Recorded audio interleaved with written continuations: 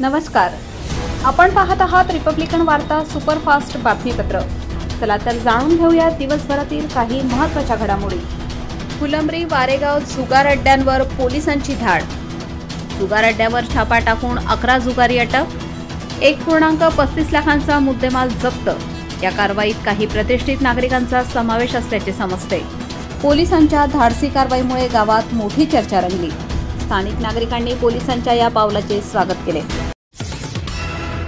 पाहुयात पुढील बातमी। नाशिक पत्रकार कार्यशाळा संपन्न। एचपीटी कॉलेजमध्ये विकास पत्रकारिता कार्यशाळा घेण्यात आली। पत्रकारांच्या समस्या शासनाकडे पोहोचवण्याचे आश्वासन यदू जोशी यांनी दिले। कार्यशाळेत पत्रकारांच्या हक्कांबाबत मार्गदर्शन करण्यात आले। ग्रामीण भागातील पत्रकारांनाही प्रशिक्षण देणे गरजेचे असल्याचे मत व्यक्त झाले। पाहुयात पुढील बातमी। जिंतूर बंजारा समाजाचा लढा संपुष्टात। 6 दिवस चाललेले उपोषण मागे घेतले, मात्र रास्ता रोको आंदोलनाने महामार्ग ठप्प झाला। आरक्षणाच्या मागणीला समाजातून आणि इतर संघटनांतून मोठा पाठिंबा मिळाला।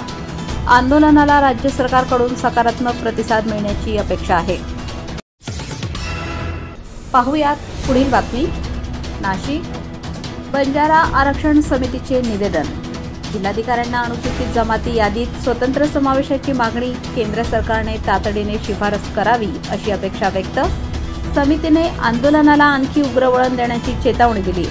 आगामी काळात मोठे जन आंदोलन उभारले जाईल असेही स्पष्ट करण्यात आले। पाहुयात पुढील बातमी। गुन्हे शाखेची मोठी कारवाई।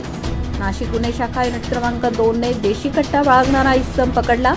15,000चा गावठी कट्टा जप्त।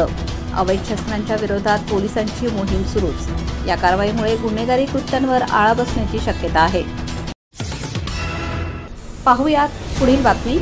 अंबड घरफोडी प्रकरण उघडकीस। पोलिसांच्या कारवाईत 2 आरोपी अटक। 67 ग्राम सोने व 5.69 लाखांचा मुद्देमाल हस्तगत। सततच्या घरफोड्यांमुळे नागरिकांमध्ये भीतीचे वातावरण निर्माण झाले आहे। पोलीस प्रशासनाने गस्त वाढवण्याचे आश्वासन दिले आहे। पाहुयात पुढील बातमी। महापालिका निवडणूक आरक्षणावर प्रकाश लोंढे यांची हरकत। माजी नगरसेवक लोंढे यांनी आरक्षण प्रक्रियेत गंभीर त्रुटी झाल्याचे निदर्शनास आणले। स्वारबाबा नगर व गौतम नगरचा चुकीच्या पद्धतीने समावेश।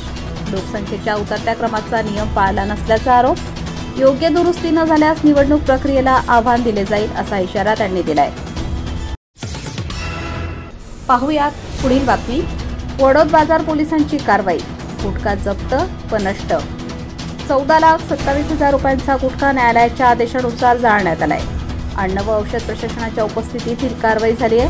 अवैध धंद्यांवर वडोद पोलिसांचा धडाका कायम, त्यामुळे परिसरातील नागरिकांनी दिलासा व्यक्त केला आहे। पाहुयात पुढील बातमी। समृद्धी महामार्गावर ठेकेदाराचा निष्काळजीपणा। दुरुस्तीच्या कामात ॲल्युमिनियम नोझल्स लावल्याने अनेक वाहनांची टायर पंक्चर। सोशल मीडियावर खिळे ठोकल्याची अफवा पसरली।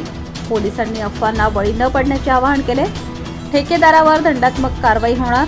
वाहनधारकांनी प्रशासनाकडे संताप व्यक्त केला आहे।